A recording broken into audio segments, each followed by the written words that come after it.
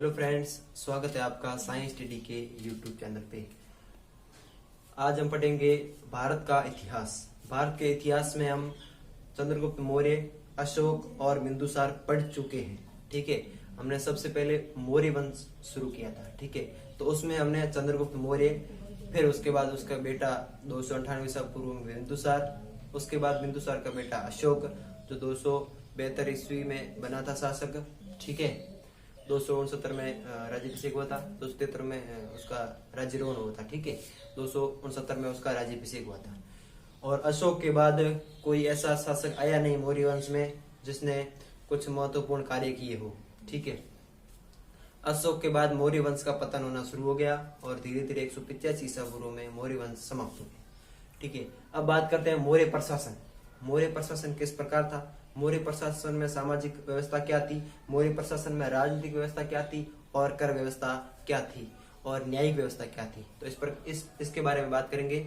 तो शुरू करते हैं मौर्य प्रशासन। ठीक है, मौर्य प्रशासन, इसमें राजा सबसे मुख्य अंग था। ठीक है, राष्ट्र का राजा सबसे मुख्य था, राजा मुख्य था। और मौर्य प्रशासन की व्यवस्था केंद्रीयकरण थी। ठीक है, केंद्र ही मुख्य था,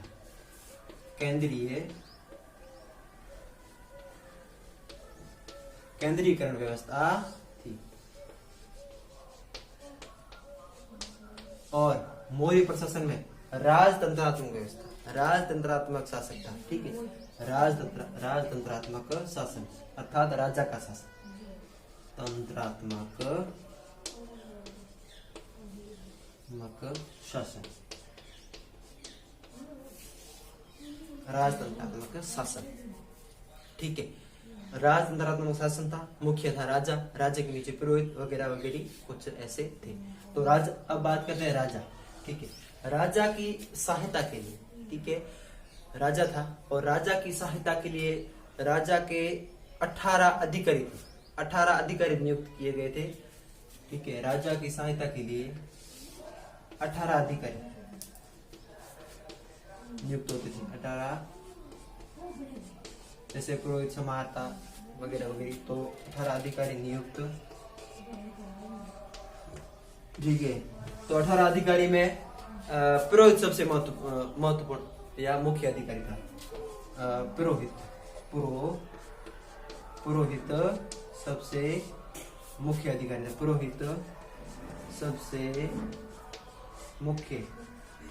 पुरोहित सबसे मुख्य था। और इसमें समानता वगैरह वगैरह थी, वो क्वेश्चन एग्जाम में पूछते नहीं है, तो आपको याद रखना है कि राजा का अधिकारी, ठीक है, राजा के 18 अधिकारी होते थे और 18 अधिकारियों में, ठीक है, राजा के 18 अधिकारी थे, तो उन 18 अधिकारियों में सबसे मुख्य और सबसे महत्वपूर्ण अधिकारी था पुरोहित। ठीक, ये तो बात हुई कुछ राजा की प्रशासन के बारे में। ठीक है, कैसी प्रशासन थी, किस प्रकार के। अब बात करते हैं मौर्य प्रशासन की प्रांतीय व्यवस्था। मौर्य प्रशासन की प्रांतीय व्यवस्था कैसी थी, किस प्रकार थी, तो उसके बारे में बात करते हैं।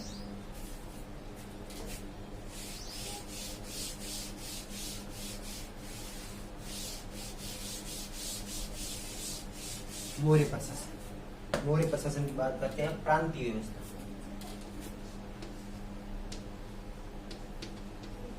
प्रांतीय व्यवस्था, प्रांतीय व्यवस्था किस प्रकार थी और प्रांत कितने भागों में विभक्त था, कितने प्रांत थे, इसके बारे में बात करते हैं। तो सबसे पहले मौर्य वंश का शासक हुआ था चंद्रगुप्त मौर्य। तो चंद्रगुप्त के काल में मौर्य साम्राज्य में 4 प्रांत थे और अशोक के आते समय 5 प्रांत हुए। तो उन 5 प्रांत का नाम नोट कीजिए और उसकी राजधानियां भी लिखिए। नंबर 1, उत्तरापत।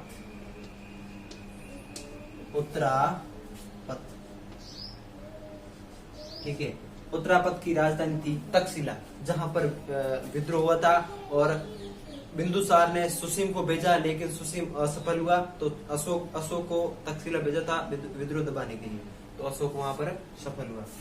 तो उत्तरापत की राजधानी है तक्षशिला। तक्षशिला, तक्षशिला, ठीक है, तक्षशिला। अब बात करते हैं दक्षिणापथ, दक्षिणापथ, दक्षिणापथ, ठीक है।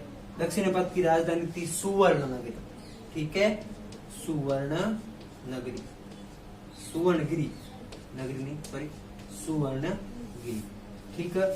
नंबर 3 था आपका उज्जैन,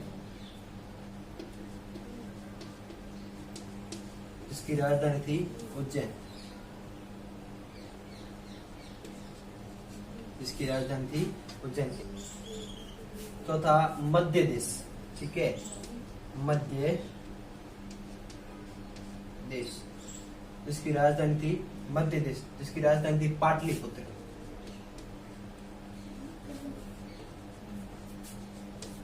पाटलिपुत्र। और इस मध्य देश का एक और नाम है प्राच्य, ठीक है, प्राच्य। और 5वां यहां लिख देता हूं, 5वां आपका था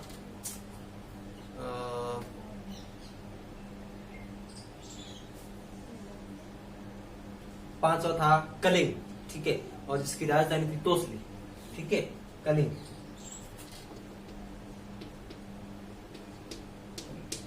कलिंग जिसकी राजधानी थी तोसली।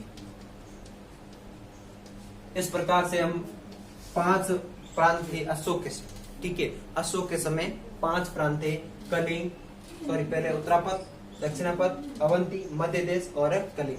तो उत्तरापथ की राजधानी थी तक्षशिला, ठीक है, दक्षिणापथ की राजधानी थी सुवर्णगिरी, अवंती की राजधानी थी उज्जैन और मध्य देश की राजधानी थी पाटलिपुत्र, कलिंग की राजधानी थी तोसली। इस प्रकार से आपको 5 याद करनी है और इनकी राजधानियां भी याद करनी है, बड़े महत्वपूर्ण है। यह मौर्य प्रशासन में लगभग क्वेश्चन इन्हीं से आते, ठीक है। इसीलिए मैंने आपको सबसे पहले पढ़ाया है कि प्रांतीय प्रशासन में कलिंग, उत्तरापथ, दक्षिणापथ, अवंती और मध्य देश।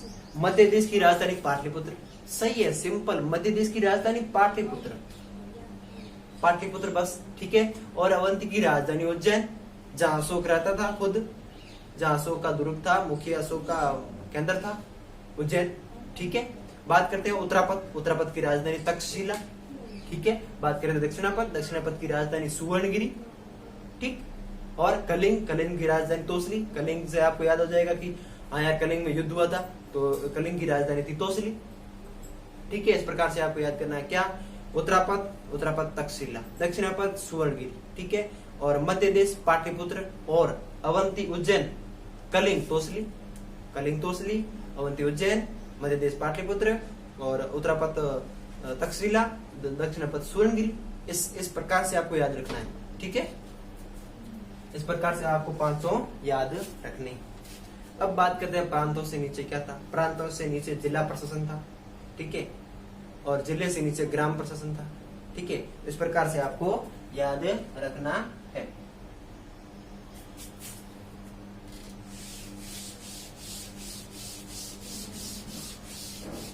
ये 4 प्रांत हो गए और इन चारों प्रांतों में अलग अलग जिला प्रशासन, जिसे कहा जाता है आहार, ठीक है। सबसे पहले प्रांतों से नीचे आहार, आहार या जिला, ठीक है, आहार या जिला, ठीक है। और ये इससे नीचे होते थे ग्राम। और मौर्य प्रशासन की सबसे छोटी इकाई ग्राम थी, छोटी इकाई ग्राम थी, याद रह जाएगा। प्रांत सबसे पहले केंद्र, केंद्र से नीचे प्रांत, प्रांत से नीचे आहार, आहार को जिला कह सकते हैं, ठीक है, जिला प्रशासन, जिला प्रशासन, और नीचे नीचे ग्राम। इस प्रकार से आपको 4 याद रखने हैं, ठीक है। और ये ग्राम सबसे छोटी इकाई थी, ठीक है। मौर्य प्रशासन की सबसे छोटी इकाई ग्राम थी, जो हमारा आजकल गांव है, जो वैसे गांव ही छोटी इकाई है, तो उस प्रकार मौर्य प्रशासन में सबसे छोटी इकाई गांव थी।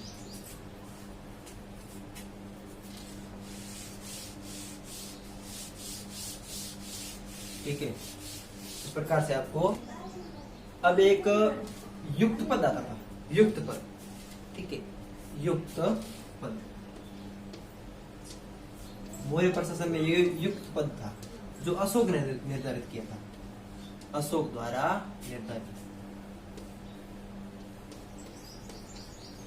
अशोक ने निर्धारण किया इसका, ठीक। तो ये क्या था, तो ये केंद्रीय एवं स्थानीय प्रशासन के बीच की कड़ी थी। केंद्र को स्थानीय प्रशासन में क्या हो रहा है, क्या नहीं हो रहा है, इस प्रकार की जानकारी केंद्र को देना, तो इस प्रकार का कार्य था युक्त का, ठीक है। केंद्र व स्थानीय प्रशासन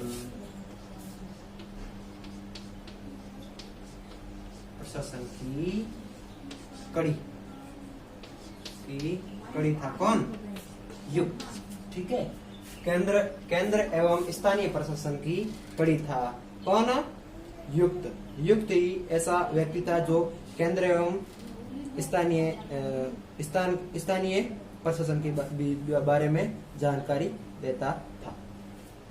और इसमें एक पुलिस का पद होता था, ठीक है, जिसे कहा जाता था रक्षण पद था, जो पुलिस का कार्य करता था, रक्षण पद, जो वर्तमान पुलिस कार्य कर रही है उस प्रकार से ये पद था। बात आई समझ में, क्या युक्त कौन था, अशोक द्वारा निर्धारित किया गया एक पद था जो इस केंद्र एवं स्थानीय प्रशासन के बीच की कड़ी था। बस ये याद रखना है, ठीक है। और रक्षण पद क्या था, पुलिस विभाग, जो वर्तमान पुलिस कार्य करे, जैसे कि जनता को कहीं पर विद्रोह हो जाए तो उसको दबाने के लिए और कुछ व्यवस्था बनाए रखने के लिए, तो इस प्रकार से रक्षण पुलिस का कार्य करता था। इस प्रकार से आगे बात करें,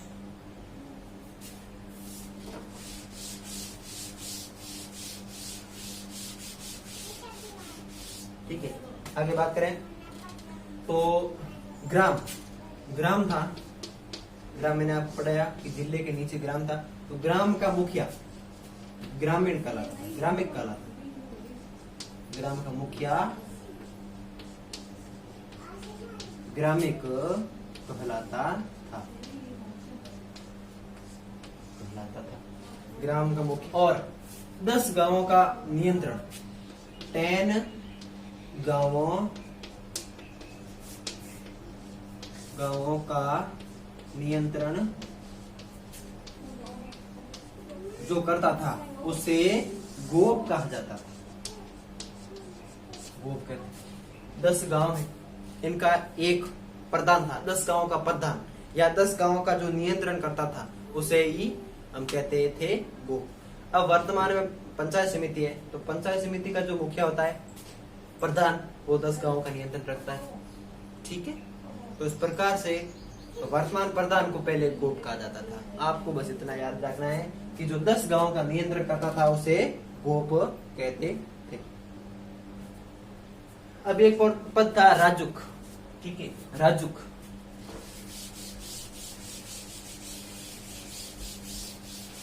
एक पद था राजुक।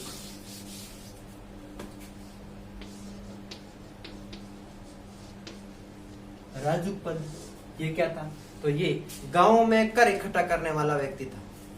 ये गांवों में कर इकट्ठा करने वाला व्यक्ति था। गांव में कर इकट्ठा करने वाला व्यक्ति था।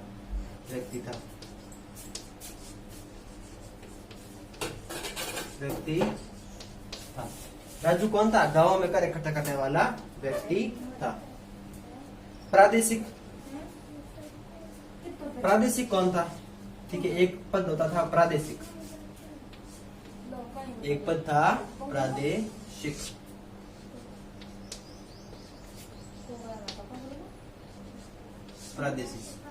जो जिले का अधिकारी था, जिले का अधिकारी होता था उसे प्रादेशिक कहा जाता। जिले का अधिकारी जिसे प्रादेशिक कहा जाता था। और अर्थशास्त्र में से प्रदेष्टा कहा जाता था। अर्थशास्त्र में प्रदेष्टा, अर्थशास्त्र में प्रदेष्टा, अर्थशास्त्र में से प्रदेष्टा कहा जाता था। एक पद था महामात्र। महामात्र, महामात्र जो उच्च अधिकारी होता था, इन सभी का अधिकारी महामात्र कहलाता था। उच्च अधिकारी होता था उसे महामात्र कहा जाता था। क्या याद रखना है? राजुक, गांव से कर इकट्ठा करने वाला व्यक्ति राजुक। ठीक है, गांव से कर इकट्ठा करने वाला व्यक्ति राजुक। प्रादेशिक, जिले का मुखिया। जिले के स्तर पर जो मुखिया था, जैसे वर्तमान कलेक्टर, तो पहले इस कलेक्टर को प्रादेशिक या अर्थशास्त्र में से प्रदेष्टा कहा जाता था। और महामात्र, महामात्र उच्च अधिकारी, जैसे कि राज्य का मुख्यमंत्री, प्रांत का बड़ा, इन सभी का नियंत्रण कौन रखता है? मुख्यमंत्री, राज्य का मुख्यमंत्री। तो राज्य के मुख्यमंत्री को प्राचीन में क्या कहा जाता था? महामात्र कहा जाता था। इस प्रकार से राजुक, महामात्र और प्रादेशिक कंप्लीट। अब बात करते हैं मौर्य प्रशासन की न्यायिक व्यवस्था। प्रांतीय व्यवस्था हुई समाप्त। बात करते हैं मौर्य प्रशासन की न्यायिक व्यवस्था। मौर्य प्रशासन की न्यायिक व्यवस्था के बारे में बात करते हैं। तो न्यायिक व्यवस्था, एक धर्मस्थीय, पहली थी धर्मस्थीय। मौर्य प्रशासन की जो धर्मस्थीय थी दीवानी मामले। दीवानी मामले जिसका न्यायालय था कंटक शोधन। कंटक शोधन, तो ये था फौजदारी। फौजदारी, दो मौर्य प्रशासन में दो कोर्ट थे, जैसे अभी सर्वोच्च न्यायालय और उच्च न्यायालय। तो एक था धर्मस्थीय और एक था कंटक शोधन। धर्मस्थीय तो दीवानी मामलों की जांच पड़ताल, उनको सल्टाना वो करता था। ठीक है। और कंटक शोधन फौजदारी मामले, जैसे राज्य व नागरिकों के बीच विवाद। कंटक शोधन राज्य व नागरिकों के बीच विवाद। राज्य व नागरिकों के बीच का विवाद। नागरिकों के बीच का विवाद। तो इस प्रकार से दो मुख्य न्यायालय, जो न्यायालय था उसका न्यायाधीश क्या कहलाता था? धर्मस्थीय न्यायालय का न्यायाधीश कहलाता था व्यवहारिक। ठीक है, व्यवहारिक। किसका? धर्मस्थीय कोर्ट का न्यायाधीश। बात आई समझ में क्या कि ये दो मौर्य प्रशासन में दो प्रकार के न्यायालय थे। एक तो धर्मस्थीय, एक था कंटक शोधन। धर्मस्थीय था उसे तो राज्य व नागरिकों के बीच का कार्य करता था, और धर्मस्थीय और धर्मस्थीय का जो न्यायाधीश होता उसे व्यवहारिक कहा जाता था। अब बात करते हैं जनपद का न्यायाधीश। जो जनता का जो न्यायाधीश होता था उसे राजुक कहा जाता था। जनता का न्यायाधीश होता था उसे राजुक कहा जाता था।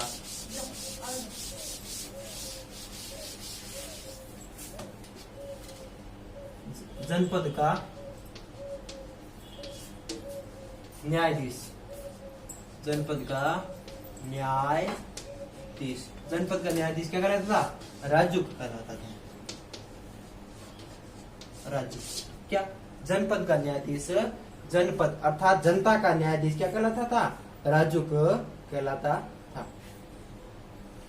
अब बात करते हैं फौजदारी के मामले जो सल्टाता था उस न्यायाधीश को क्या कहा जाता है? ठीक है, जो फौजदारी था कोर्ट, उसके न्यायाधीश को, जो फौजदारी न्यायालय था उसके न्यायाधीश को क्या कहते हैं हम? तो उसको हम प्रदेष्टा कहते थे। ठीक है, फौजदारी मामले का जो न्यायाधीश था, अभी तो हम न्यायाधीश कहते हैं, पहले उसको प्रदेष्टा कहा जाता था। फौजदारी जो न्यायालय था उसके न्यायाधीश को प्रदेष्टा कहते थे। ठीक है, तो बात आई समझ में। न्यायिक व्यवस्था दो प्रकार से थी। एक तो धर्म स्थीय, एक कंटक शोधन, ठीक है, कंटक स्थीय या कंटक शोधन कुछ भी कहे। तो धर्म स्थीय न्यायालय था, उसके न्यायाधीश को क्या कहते थे, उसके न्यायाधीश को व्यवहारी कहते थे। और जो फौजदारी मामलों का सटारा करता था जैसे कि कंटक शोधन, तो उसके न्यायाधीश को क्या कहते थे, परदेष्टा कहा जाता था। और जनपद का न्यायाधीश था उसे राजुक कहते थे। क्या कहते थे, राजुक कहते थे। आपको याद नहीं रखना है, याद ये रखना है कि मौर्य प्रशासन में 2 प्रकार के न्यायालय थे, एक तो धर्म स्थीय, एक कंटक शोधन। धर्म स्थीय दीवानी मामले और कंटक शोधन है फौजदारी मामले, ठीक है। अब बात करते हैं गुप्तचर व्यवस्था। गुप्तचर व्यवस्था क्या था? गुप्तचर व्यवस्था अलग अलग प्रकार से थी, जैसे विद्यार्थी के वेश में, गरीब किसान के वेश में, और गणिकाएं थी वो भी गुप्तचर थी, जैसे गणिका वैश्या को कहते हैं तो वो भी गुप्तचर थी, ठीक है। और आगे बात करें विद्यार्थी के वेश में, किसान के वेश में, इस प्रकार, और व्यापारी के वेश में गुप्तचर चला करते थे। अब बात करते हैं आगे की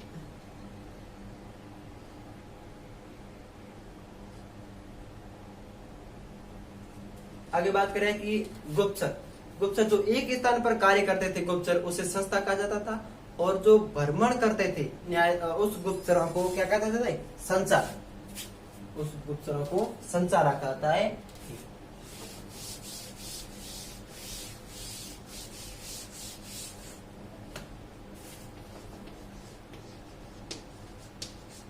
गुप्तचर जो एक ही स्थान